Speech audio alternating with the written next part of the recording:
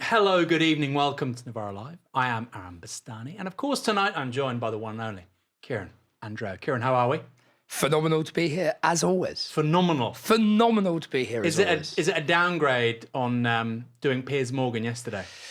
It's not, no, it's always an upgrade, but I did get to scuffle with an IDF spokesperson yesterday, so it will be out at 8 p.m. People can judge how I did. Watch this space. It's no Novara Live, as Kieran said, however. Coming up on tonight's show, the British security and military establishment appear to be preparing us for war. Ben Habib turns far-right ideology on its head. And Donald Trump wants $10 billion from the BBC.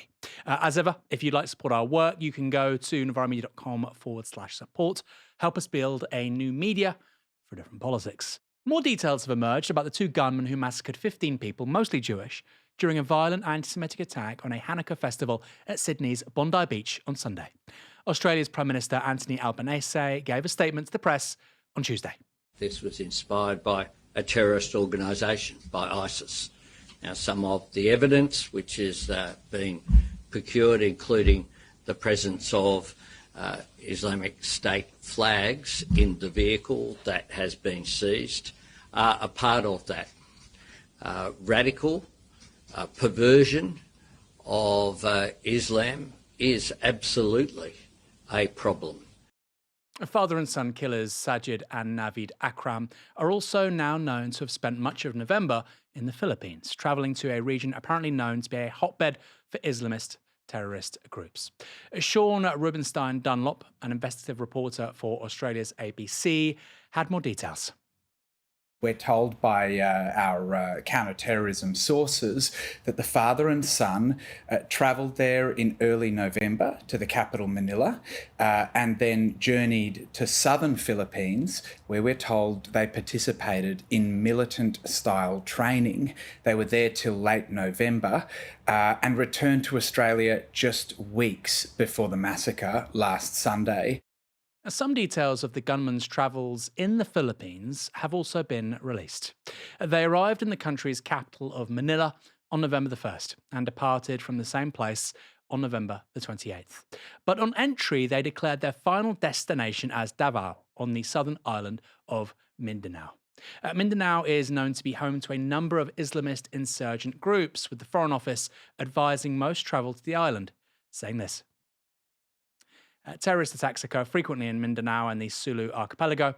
While attacks primarily target Filipino security forces, certain groups operating in these regions have pledged allegiance to Daesh, ISIS, and have targeted religious groups. Terrorist groups may also consider Westerners as legitimate targets for an attack.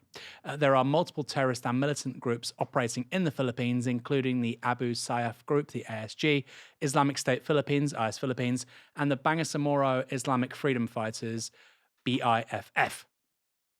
In the recent past, some of those groups have been responsible for significant violence on the island. In December 2023, a bomb attack claimed by Islamic State killed 4 people and injured 50 more at a Catholic mass in the city of Marawi. In 2017, Islamic State violently occupied the city of Marawi, leading to the exodus of 300,000 people and the displacement of 1 million for 5 months. Philippines government forces battled the insurgency, eventually retaking the city. A spokesperson for the country's president, Ferdinand Marcos Jr., has said the authorities will work with the Australian government to investigate any links to Islamic State. And new footage has also emerged of more heroic attempts to stop the shooters at Bondi Beach on Sunday. Dashcam footage filmed from a passing car shows how one man, now named as 69-year-old Boris Gunmen, tackled one of the gunmen during the early stages of Sunday's massacre, even managing to disarm him. In the background, his wife, 61-year-old Sophia Gunmen, is also involved in the confrontation. The footage also shows the Islamic State flag draped over the gunman's front windscreen. Footage from a drone taken afterwards then shows the couple lying motionless together on the footpath among the 15 people killed by the gunman.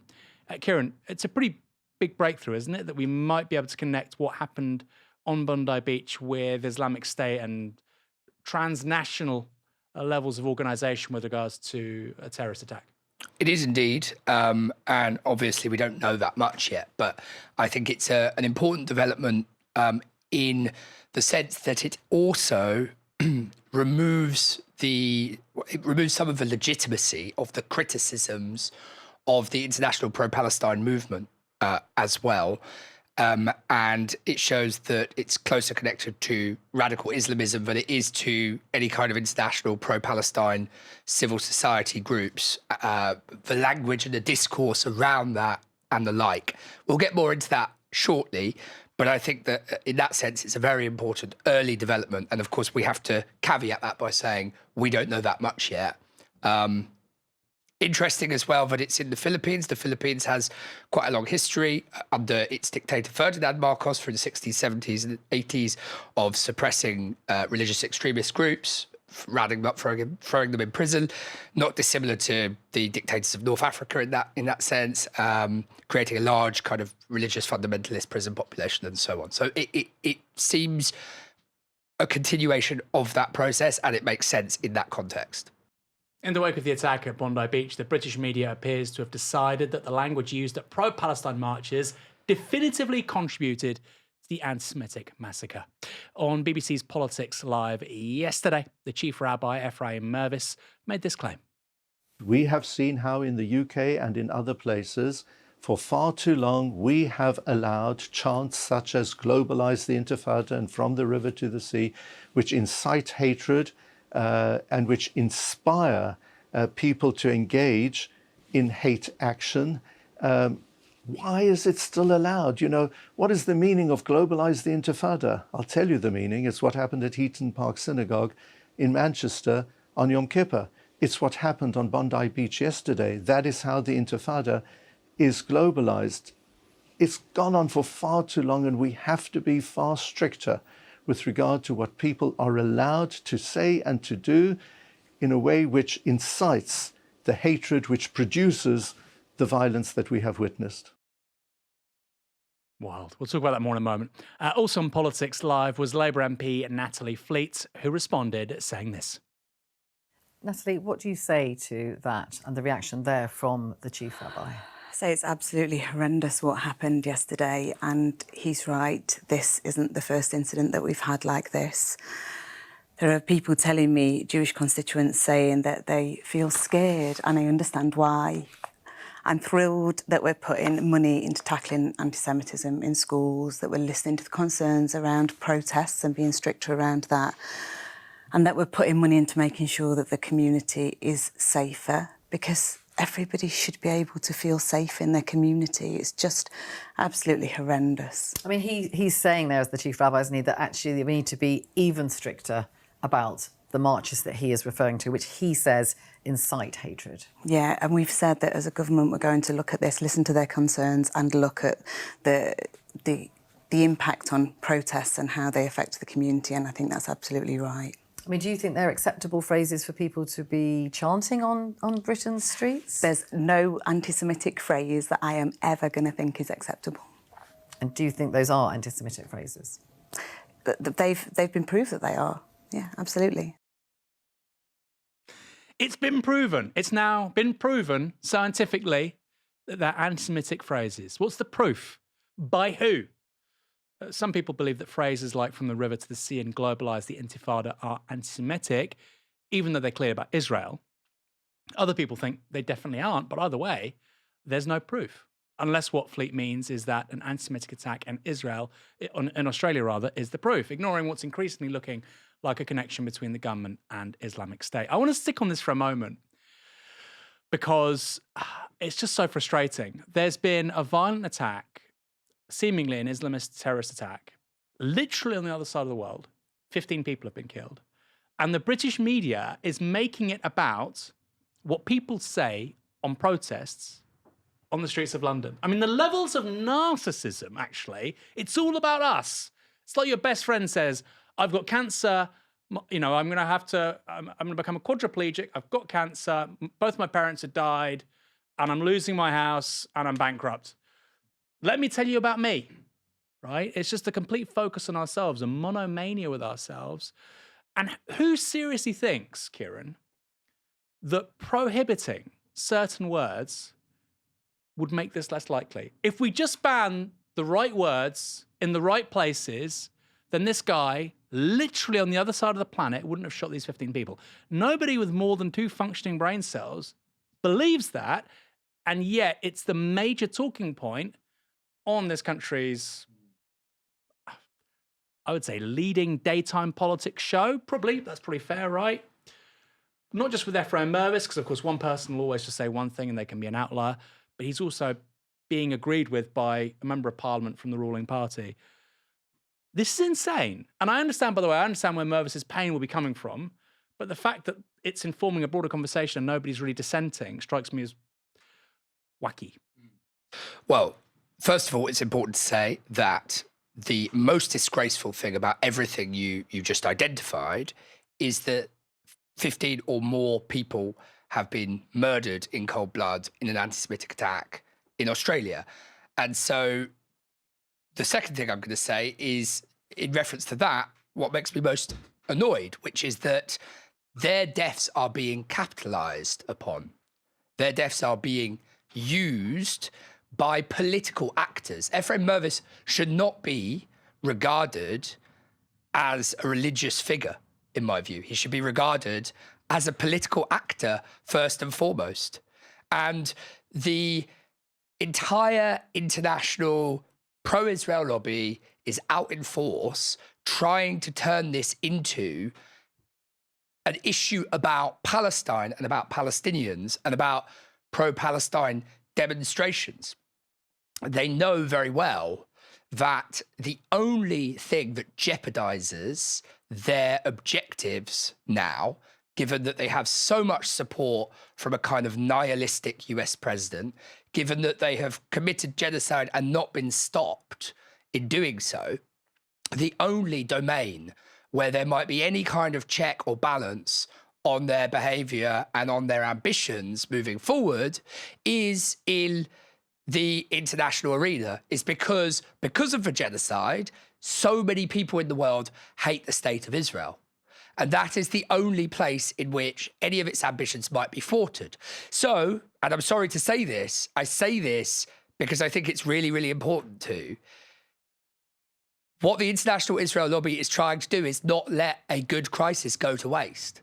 It is trying to use the deaths of 15 plus innocent people, including, I think, a 10-year-old child, as political hay to advance its agenda. And that means, in very literal terms, change the discourse around Palestine and influence policy so that more bans on pro-Palestine groups, like the ban on Palestine Action that we saw, will come to pass in the legislatures of the West.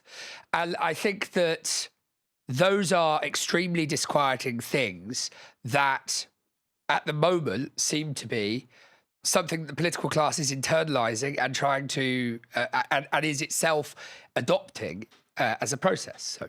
And very quickly, because I want to move on to something made by the Secretary of State for Health, Wes Streeting, very quickly, on this claim that from the river to the sea is racist. If you think it's racist, why isn't it racist when Israelis say it? And Israelis do say it because it's actually a central part of the constitution of the party which Benjamin Netanyahu belongs to, Likud. Here it is. The right of the Jewish people to the land of Israel is eternal and indisputable and is linked with the right to security and peace. Therefore, Judea and Samaria, the West Bank, will not be handed to any foreign administration. Between the sea and the Jordan, there will only be Israeli sovereignty. So Israelis can say from the river to the sea, but if Palestinians say it, they're terrorists, right? Or terrorist adjacent. And don't you dare say it in Britain, because for Ephraim Mervis or for certain Labour MPs, other MPs I'm sure as well, that should be prescribed speech. So what is literally in the constitution of the Likud party should be prescribed speech if you're saying it from the other side in the UK as a British citizen. That's how little respect they have for your rights of free speech. And that's how stupid they think you are, because they just presume you won't put 2 and 2 together and recognise that the exact same phrase is core to the ideology of the ruling party in Israel. On Newsnight, Health Secretary Wes Streeting had a similar line. And the term globalise the intifada, there will be a whole bunch of daft people in this country who've used those words online or use them in the streets and watching the TV right now be shouting, of course it doesn't mean terrorism against Jewish people. I have to say to those people clearly and robustly, what on earth do you think globalise the Intifada means? And can't people see the link between that kind of rhetoric and attacks on Jewish people as Jewish people? Because that's what's really struck at the heart of Jewish people in our country today. An attack on Jewish people organising around Hanukkah, coming together as Jewish people. It's an attack on their faith, their culture, their family, their community. And those of us who are not Jewish have a responsibility to stand with the Jewish community against that kind of anti-Semitism. It's more than standing with them, isn't it? I mean, people are saying, you now need to do something. Do you think protesters who use that phrase should be prosecuted? Well, what are you going to do? In terms of changes to the law, those are decisions for the Prime Minister and the Home Secretary.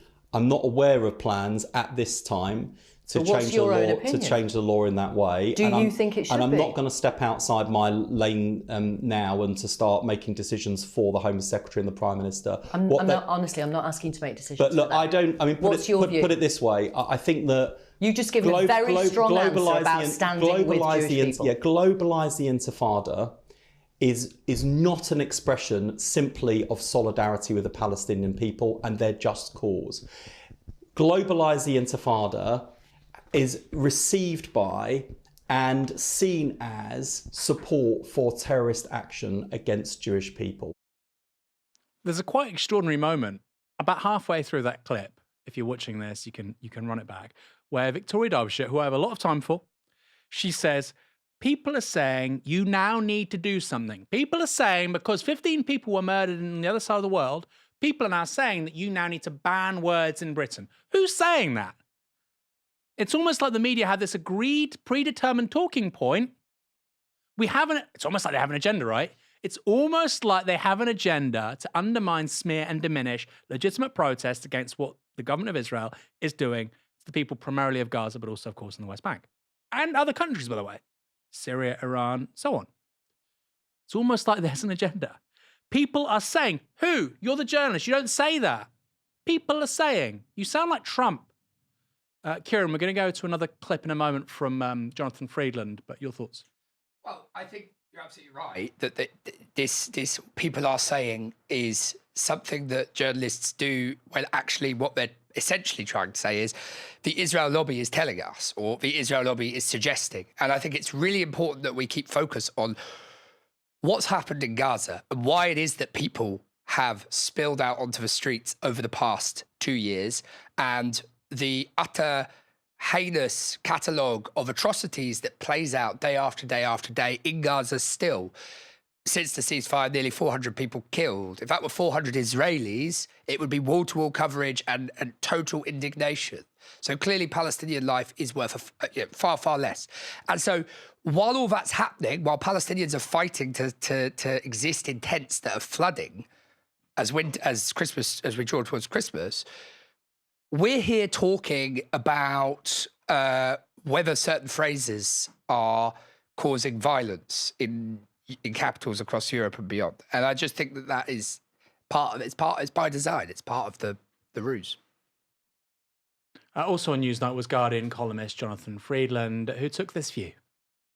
You feel unsafe in your daily life? No, it's a combination of feelings. There is a resilience. I was at a Jewish wedding yesterday afternoon, and it was full of joy and dancing and celebration, but everybody was aware of the news they'd heard that morning. There's something self-conscious about the determination to carry on living, to carry on as if we were safe. But underneath it, there is now this new element of fear. Now, certainly, if there was a big public light, I lit Hanukkah candles tonight in my own home. If there was a big public gathering, I would certainly be thinking twice about being there. It would feel like a risk. And these are decisions and calculations that I don't think other people are making. If people go to a carol service, they're not thinking, is this a life and death risk? We shouldn't be in that position. But I don't want the Jewish community to be used as somehow a mechanism for the contraction of free speech. I do understand the people in the community who are feeling it very strongly. There's a desperation and an anger which is manifesting itself by saying, look, just ban these marches. Yeah. I would much rather, as I've said, for the people going on those marches, people who are, if their motives are good, then I'm sure they will not want to terrorise one of Britain's oldest ethnic minorities. They will instead find a way of expressing themselves, conveys all their fury at recent policy, which doesn't demonise what is the world's only Jewish country and the largest Jewish community in the world. That makes Jews feel very vulnerable. So you watch all of that and you think, wow, what a generous, thoughtful statement. And you think he's going to finish the peroration, as they say with rhetoric. You think the peroration is about Jewish people in this country or Jewish minorities in the US or Australia. But he talks about Israel, right? I would hope that people going on this speech will be able to distinguish. He basically says that that's implicit, right, between Jewish people in this country, Jewish people all around the world, Jews everywhere, and the choices, the behaviors of the IDF, Netanyahu, the Israeli military state. Okay. But he's saying, no, actually, the largest Jewish community in the world, there's only one Jewish country. Oh, that's the point. There's only one Jewish country. Nobody says, there's two Britons. That's the point of self-determination. That's the idea. You have one country for one people. There's only one Jewish country. Well, there could be two, I guess. Kind of undermines everything. But that to me was just wait a second. So thoughtful, so intelligent, and then all of a sudden, actually, don't even criticize Israel. I mean, Israel has done so many appalling things over the last 2.5 years. And of course, somebody like Jonathan Friedman will say, well, America does appalling things. Britain, sure. It wants to be a normal country. Let's treat it like, quote unquote, a normal country. You can criticize normal countries. Well, he was running into the buffers of his liberal Zionism. It's as simple as that. So he can go so far and no further. And I think it's important to emphasize what he was trying to say was Israel deserves some degree of exceptionalism. That's the point. And yet Israel, I'm sorry, it is exceptional in several very negative ways. And thus, criticism is absolutely not just warranted, but essential. It's exceptional in multiple... It doesn't define its borders. It doesn't tell the world it has a nuclear program. It's practicing a settler colonial project with a formalised apartheid system against a different ethnic group that is indigenous to its land. Those are all exceptional things. So, and what he says kind of speaks to the problem with the International Holocaust Remembrance Association definition of anti-Semitism, which is you can't exceptionalise Israel in your criticism of it. But sorry, Israel is exceptional in the way it behaves. So how are you supposed to criticise it otherwise?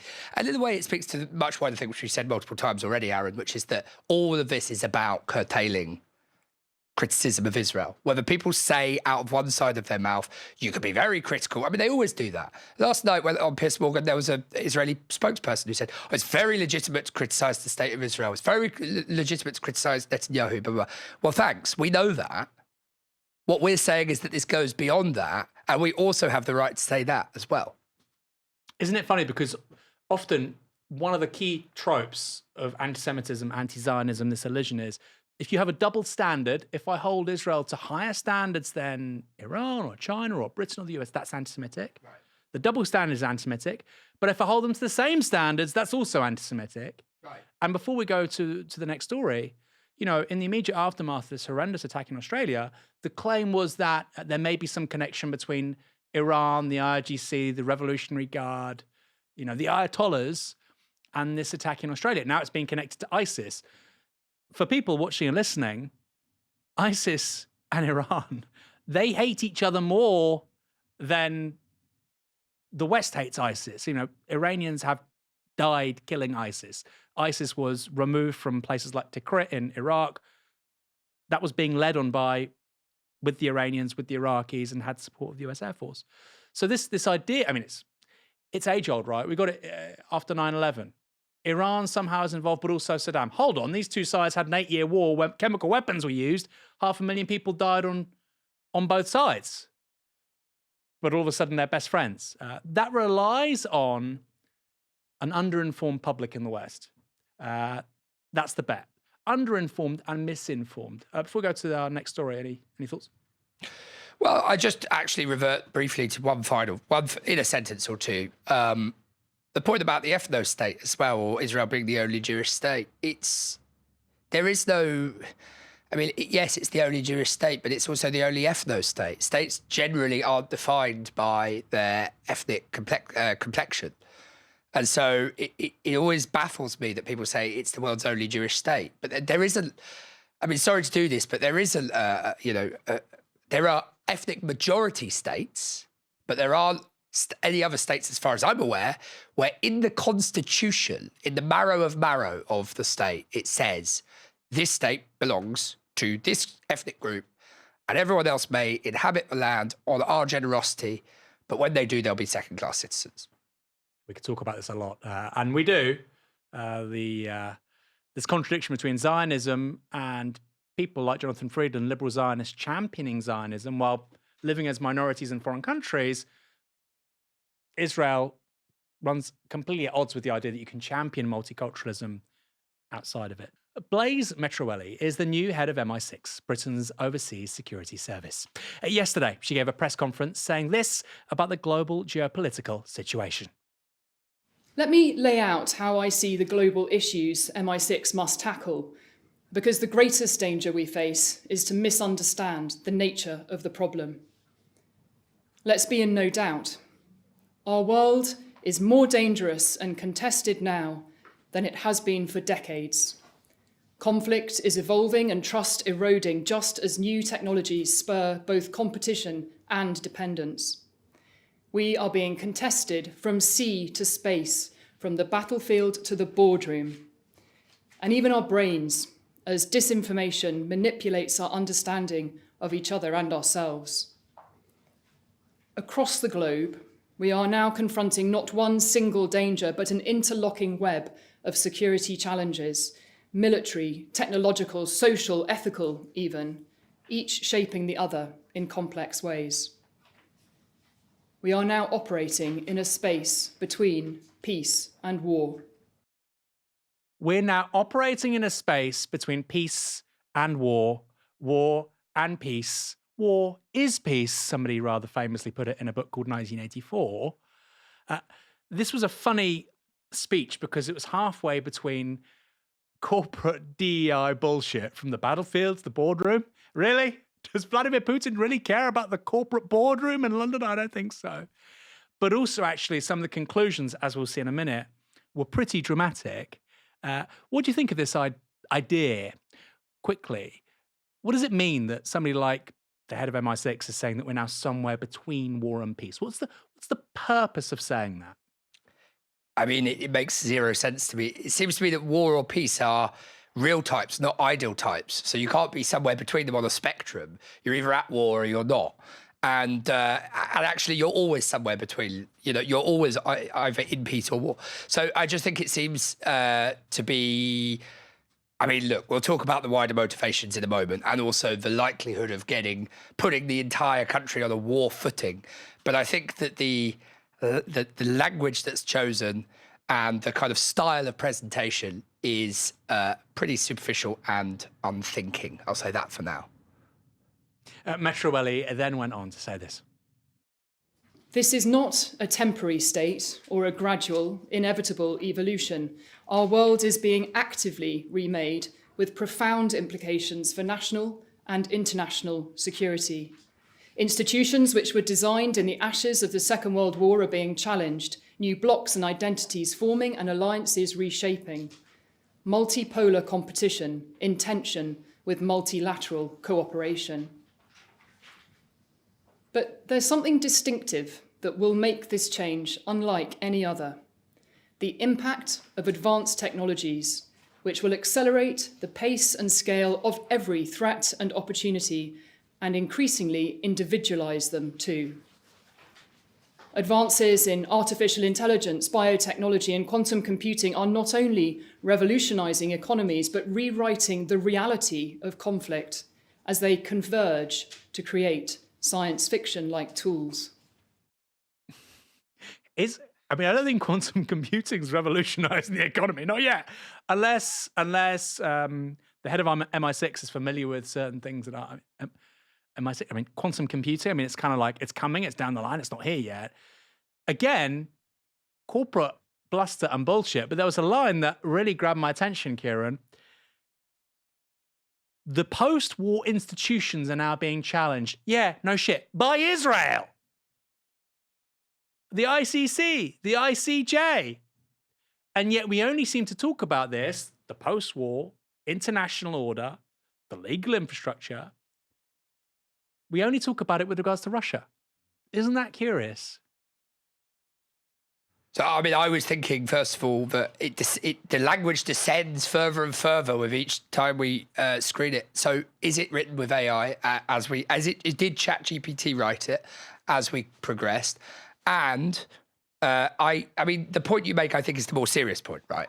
Which is that we warned time and again that if you allow countries that are allies of the West to get away with crimes, flagrant crimes, and if you try and gaslight the world into thinking those aren't crimes and bully institutions, the post-war institutions, into not prosecuting those crimes simply because of the alliance structure, i.e. if our allies do it, it's fine. If our enemies do it, it's a crime, then nobody will take this seriously. Absolutely nobody will take it seriously. So they've been the vandals and the arsonists of their own sacred cows. Besides Metroelli's set-piece speech at MI6 HQ, Air Chief Marshal Sir Richard Knighton also spoke yesterday at the annual lecture of RUSI, that stands for Royal United Services Institute, very prestigious think tank in central London. He said several things there, but this particularly stood out. Well, I've argued that Russia's campaign in Ukraine has so far been a strategic failure, with NATO bigger, more united, stronger, and spending increased amounts on rearmament. We should be under no illusions that Russia has a massive, increasingly technically sophisticated, and now highly combat experienced military. But it is absolutely clear that Russia's hard power is something to fear. But what about Russia's intent to use it? The war in Ukraine and Russia's track record shows Putin's willingness to target neighbouring states, including their children and civilian populations. So Russia has failed in Ukraine. It's failed, but we should fear its hard power. But if it's failed, why should we fear it? Surely it's one or the other.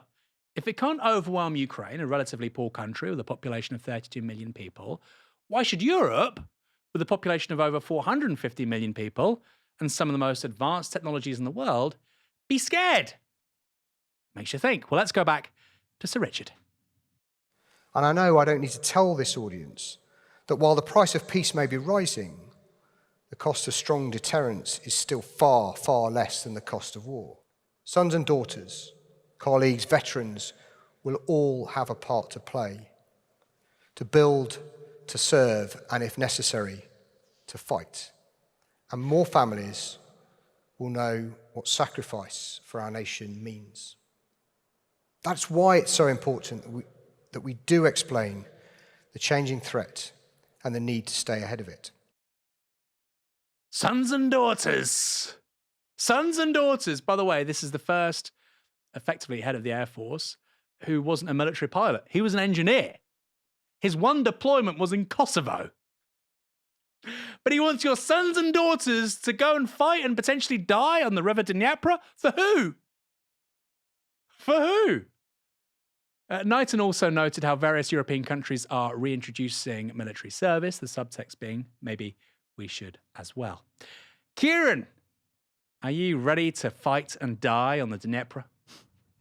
My overriding thought watching this is this, that you will be so lucky as to get people willing to do that in this day and age. And I know that sounds like an obvious thing to say, but I just want to unpack it for a moment.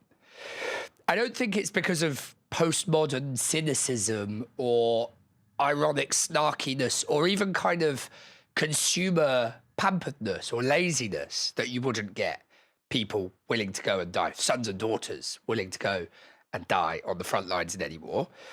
I think for a number of reasons, but I think, first of all, people have a very low opinion of politicians these days, and I think that's completely fair enough. They see rightly or wrongly, I think it's mostly rightly, high-ranking officials very willing to send other people's children to go and die in wars, or indeed to send other people to go and die in wars, but not willing to put themselves on the front line.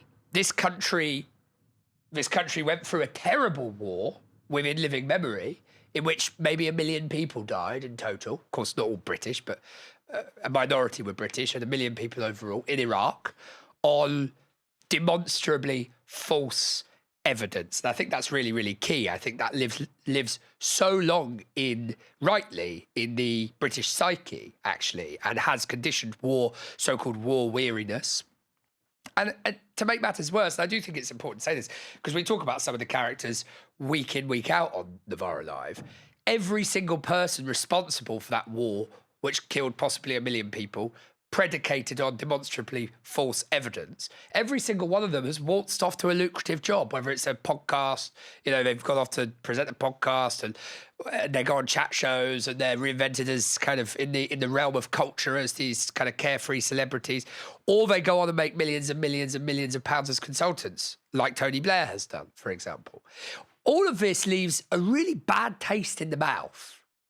And I think it really means that people are so very unwilling to, don their boots and go to the front line in any scenario. If it's politicians and high-ranking officials sending us, I don't believe that Russia. I don't believe that Putin is a paper tiger. I think there is a threat to countries around Russia from Russia. And of course, Russia, it has to be said, feels its own threat in reverse. And those are things that need, complex things with complex dynamics that need to be understood in their given situations.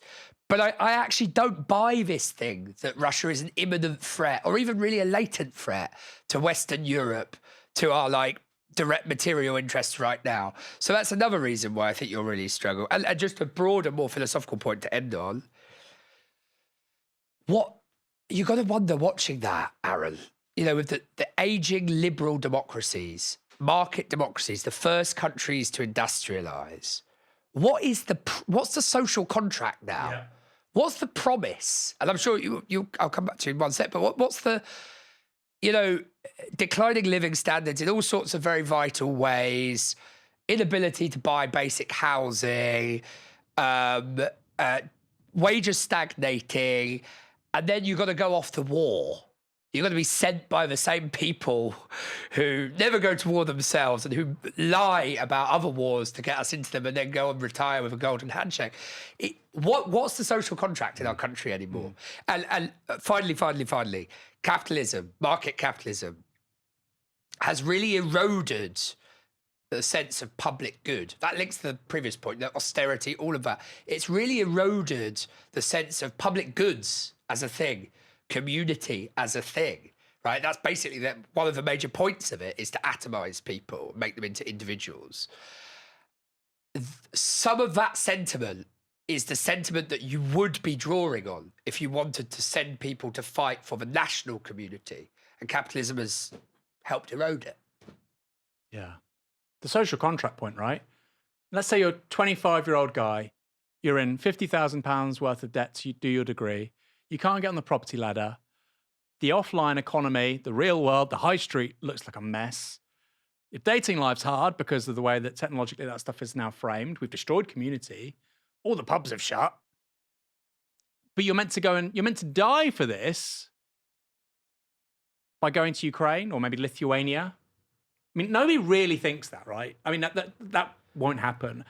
And what I think is really important here is that the establishment is now recognizing, post-Cold War, basically for 35 years, they haven't done anything right. They've made no correct decisions. Do we have the industrial base to fight a major war or even to support a major war? I mean, that's the least you can do, right? If you're not sending your people, you would at least send materiel and armaments and so on. Do we have the industrial base to fight that war? No. Do we have the energy infrastructure to fight a war? No. Do we have the political culture, patriotism? Now, some people on the right would say it's because we don't teach history correctly. We hate ourselves as a country. We would say it's because the social contract has been completely decimated and market capitalism destroys a sense of national community. Do we have that sense of patriotism? No. These are the three things you really need to be able to prosecute a war of any kind, right? None of them exist. And I think large parts of the British establishment are now recognising that, and it's a problem for them. And I'll finish with this. We're spending more than £100 billion on Trident. And the whole argument with nuclear weapons is deterrence. We don't need to have a massive conventional army if we have a nuclear deterrent. That's the point. So that's why you spend £100 billion on Trident. It's actually quite cheap.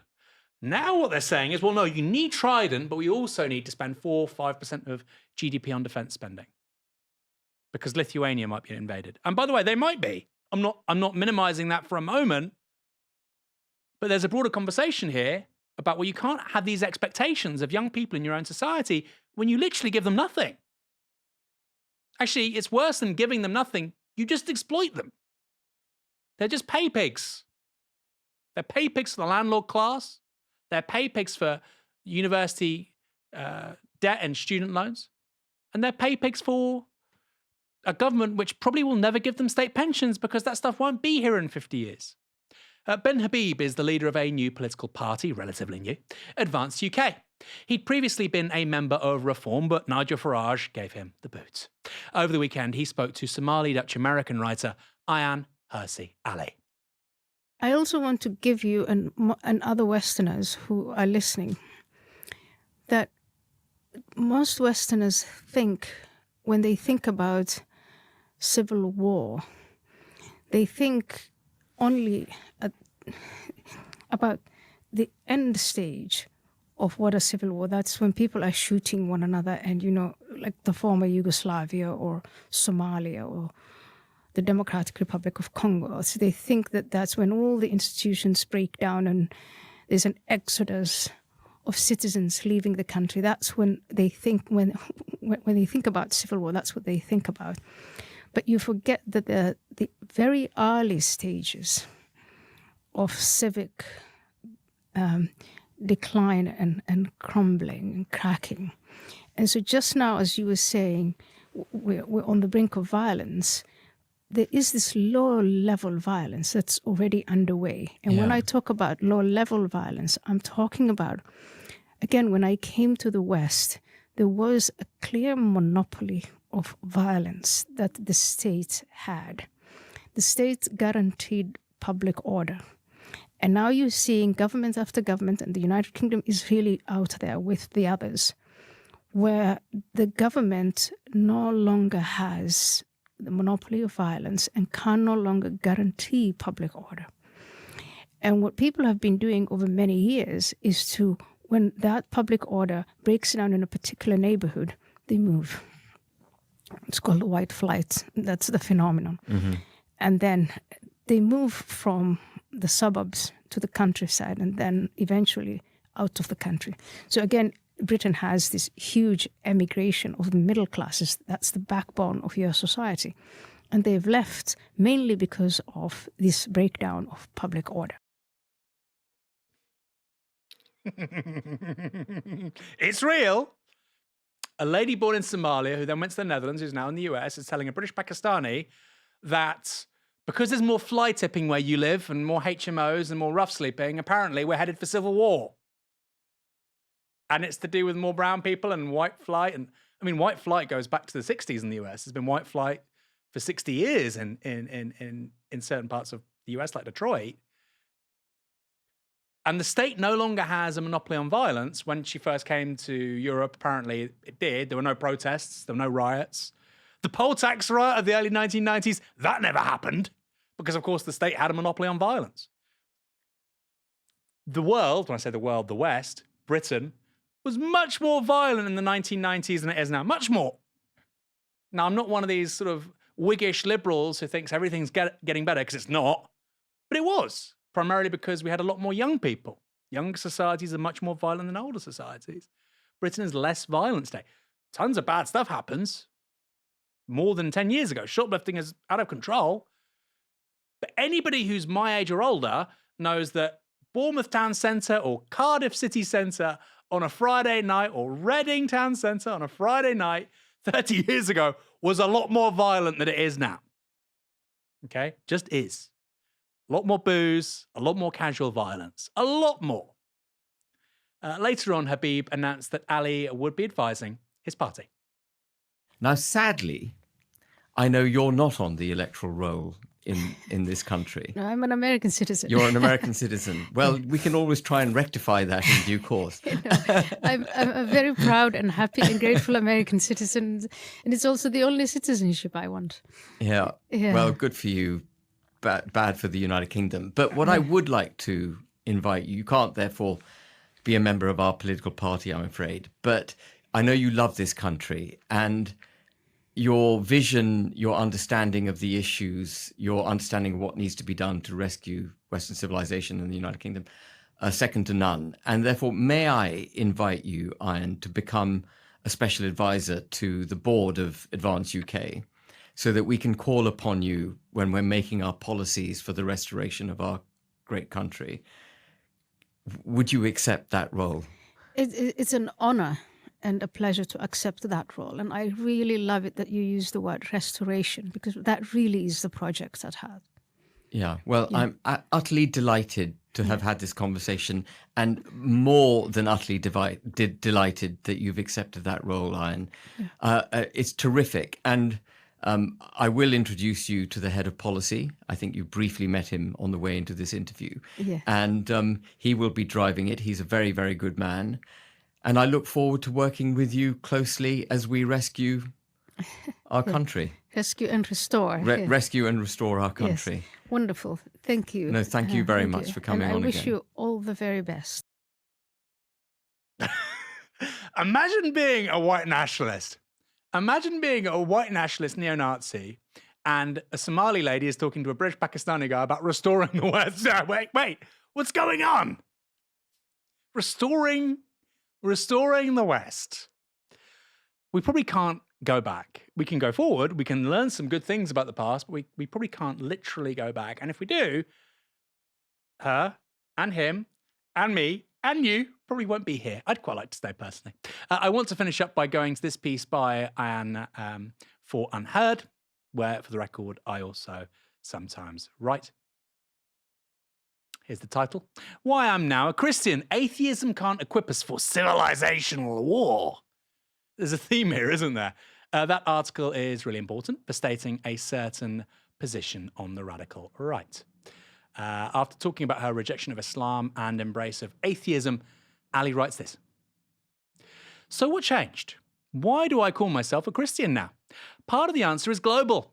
Western civilization is under threat from three different but related forces. The resurgence of great power authoritarianism and expansionism in the forms of the Chinese Communist Party and Vladimir Putin's Russia. Imagine the priest on a Sunday. Why are you here? You've come to mass all the time all of a sudden. Well, because of Putin and Xi. The rise of global Islamism, which threatens to mobilize a vast population against the West. And the viral spread of woke ideology, which is eating into the moral fiber of the next generation. We endeavour to fend off these threats with modern secular tools, military, economic, diplomatic and technological efforts to defeat, bribe, persuade, appease or surveil. And yet, with every round of conflict, we find ourselves losing ground. We're either running out of money with our national debt in the tens of trillions of dollars. That's because of pensions liabilities for many countries. Or we're losing our lead in the technological race with China. But we can't fight off these formidable forces unless we can answer the question, what is it that unites us? The response that God is dead seems insufficient. So too does the attempt to find solace in, quote, the rules-based liberal international order. The only credible answer, I believe, lies in our desire to uphold the legacy of the Judeo-Christian tradition. Kind of not how it works, right? I believe in God. Why? Well, because in the civilizational conflict with Xi's China, we need it in order to have the right civilizational tools. That's not how it. Do you believe or not believe? I mean, that actually underpins the weakness of your argument, right? The whole thing's a LARP. The whole thing is live action role play. I'm going to LARP being a Christian because we're in this civilizational conflict, and to have some sort of coherent civilizational veneer for all these different places, which are actually really different, we're going to have to talk about Christendom 2.0. Kieran, you've seen a few videos there and a few screenshots from an article. I mean, to me, this really betrays the vacuity that surrounds lots of the radical right. Yeah, I mean, this is not a serious person. That's the first thing to say, I think. Deeply unserious individual. And that was one of the cringiest things I've ever watched. When he offers her the role on the board of his new party, it was like something from Alan Partridge or something.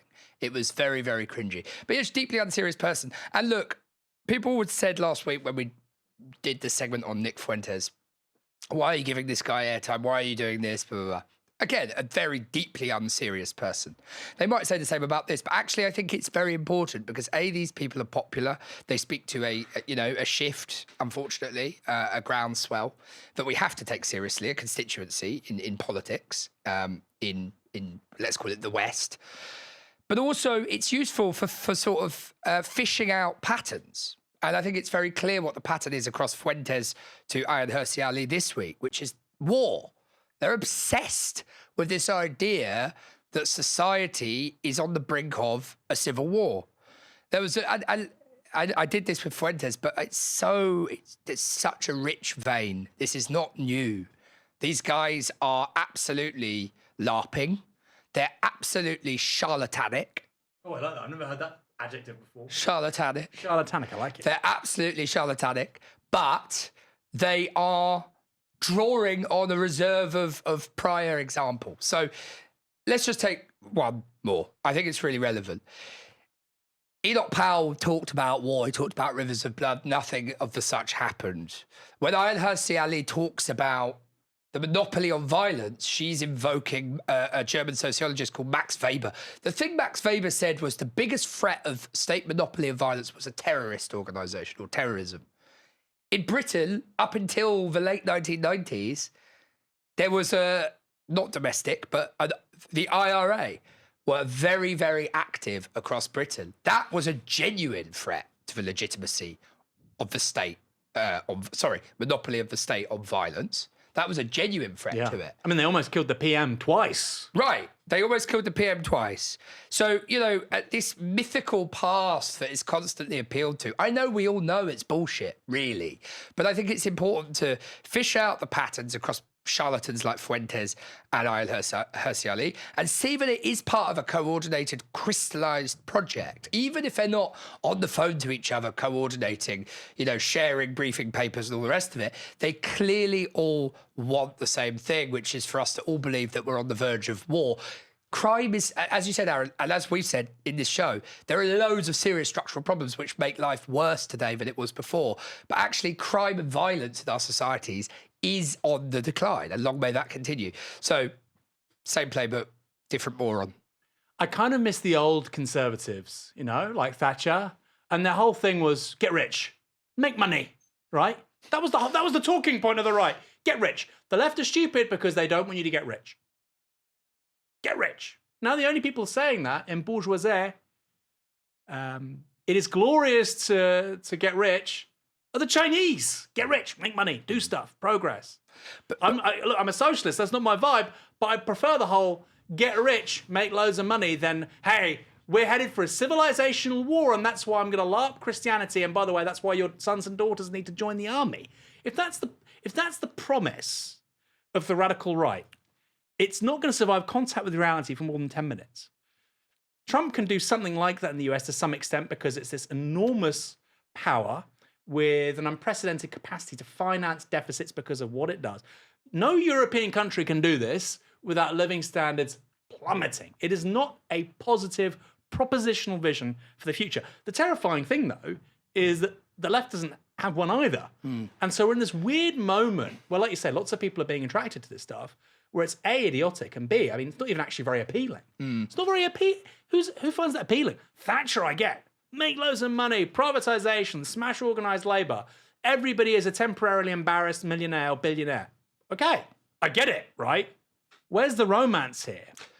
But I think quickly, Kieran, go on. Sorry. Just very briefly as a final thought, I think you could argue, there's a dialectic going on there that the Thatcherite vision and the actual impacts of the Thatcherite vision on society, the way it creates, privatisation, deregulation, and the impacts that has, kind of less fettered capitalism has on society, has led us to where we are with the right. and led us to where we are, because they're scrambling. There's so little materially for them. They're scrambling in the margins. Of course. And the incentive structure now with, technological evolution and all the rest of it, but particularly, the way in which the socioeconomic base is now is to try and outdo each other in terms of who can be the most right-wing and who can be the most insane and who can be the most kind of doomsaying and warmongering. Well, it's that same thing of, like I say, get rich or whatever you get with Thatcher. In a low or no growth society, that's clearly not a viable politics, right? So instead you get this man is a wolf to man, exploit everyone. We're headed for civilizational conflict with China, Russia, and Islam. I mean, my God, you sound insane, and it is insane. But it's also increasingly a mainstream politics. US President Donald Trump is suing the BBC for $10 billion. Ahead of filing the lawsuit in Florida, Trump explained what it was all about. In a little while, you'll be seeing I'm suing the BBC for putting words in my mouth. Literally, they put words in my mouth. They had me saying things that I never said coming out. I guess they used AI or something. So we'll be bringing that lawsuit. A lot of people are asking, when are you bringing that lawsuit? Even the media can't believe that one. They actually put terrible words in my mouth having to do with January 6th that I didn't say. And the beautiful words that I said, right? The beautiful words, talking about patriotism and all of the good things that I said, they didn't say that, but they put terrible words. They actually have me speaking with words that I never said, and they got caught. Because I believe somebody at BBC said, this is so bad, it has to be reported. That's called fake news. Only Trump would call out somebody for lying by lying. I didn't say those words. It must be AI. No, it's literally just a jump cut. They just went from one thing you said to another. It must be AI. Trump's complaint is about an episode of BBC Panorama which aired shortly before last year's presidential election. In it, the BBC spliced parts of the speech Trump gave in Washington, D.C. on January the 6th, 2021, shortly, of course, before a mob of his supporters attacked the Capitol building. This is a side-by-side of what the BBC put out versus part of Trump's original speech. We're going to walk down to the Capitol, and I'll be there with you, and we fight. We fight like hell. We're going to walk down to the Capitol, and we're going to cheer on our brave senators and congressmen and women. That's the AI, or rather, that's not the AI. In two suits filed in Florida, Trump is demanding $5 billion in damages for defamation and an additional $5 billion for violation of trade practice law. In the papers, Trump refers to the BBC's edit as false and defamatory, but he also accuses the corporation of brazenly attempting to interfere with and influence the outcome of the presidential election. A major question, though, is why Florida? Does a Florida court have the jurisdiction to settle the case? Well, Trump's lawyers think so, arguing in the suit that, quote, the BBC offers subscriptions to individuals in Florida and, as a result, has thousands of subscribers in the state. Thousands of subscribers. But, of course, Florida has a population of over 23 million people.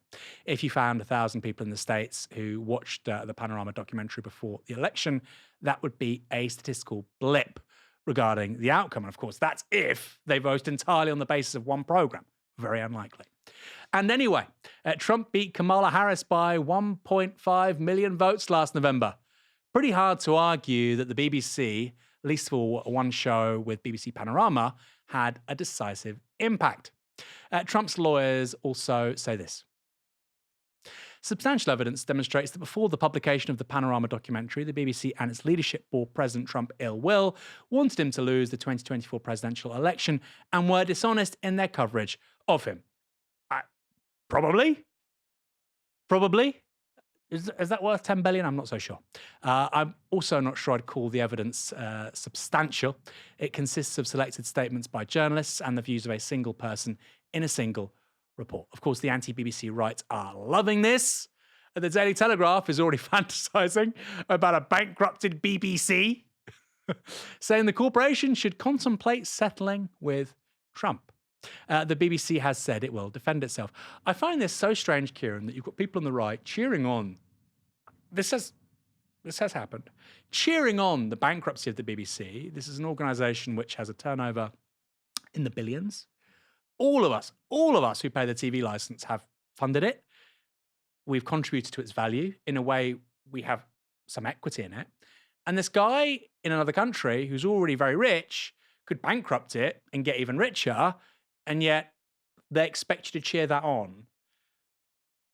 It's not very patriotic, is it? It's not very patriotic. But it speaks to, again, they, I think, have more loyalty. They show more loyalty, or they feel more loyalty to this kind of new right international movement, or whatever, far right international movement, that's this alliance that's sprung up across countries, that's kind of led by Trump. He's a major figurehead for it. And organisations like the Telegraph and the Times and the Daily Mail and the Daily Express and the Sun, all the rest of it, they, as you know, the subtext of your point is that they're supposed to be very patriotic. They're supposed to care about this country above all else and deplore the enemies of this country and the people that would do this country harm or change it or whatever. But actually the reality is that they've got other things. You know, they've got far more important things going on behind the scenes. They want, as I say, international alliance structure with the right or the far right, and they also want to turn the BBC into a shell which they can then populate with their own right-wing agenda. And that to them would be impartial. To them, that would be the achievement of the impartiality dream, that the BBC makes sure that, you know, 50% or 80% of its shows are all white casts or something like that. You know, this is the, I mean, it's so petty, but that's the stuff that's driving this. They hate that they see the BBC as a kind of fine-tuner of the sort of liberal progressivism that they think has destroyed this country. So much so that they would align themselves with a US president over good old auntie. No, I obviously I have very, very serious gripes with the BBC as well. But in this particular scenario, I know whose side I'm on. I mean, even in the reporting of Gaza, the BBC was awful a lot of the time, but some of the best journalism, Jeremy Bowen, Ola Kieran, was done by BBC journalists. Clarissa Wall as well with CNN, really, really good. But the BBC did some good stuff. And if you're watching and you're a right-wing influencer who has any agency in this and you're trying to get rid of the BBC, don't you dare touch Springwatch. You've been warned. Kieran, thanks for joining me this evening. Oh, thank you so much for having me. What a range of topics. Always an absolute pleasure. And again, in person for the second time. Long may it continue into 2026. Oh, it's going to look bigger and better. It really is. We're going to get a new studio. I say soon, 4 months. Hope you stick around with us till then. Thanks, everyone, for tuning in. This is my last show of 2025. Merry Christmas, everybody. But of course, before December 25th, come back tomorrow for another live stream from 6 p.m. For now, you've been watching Novara Media. Good night.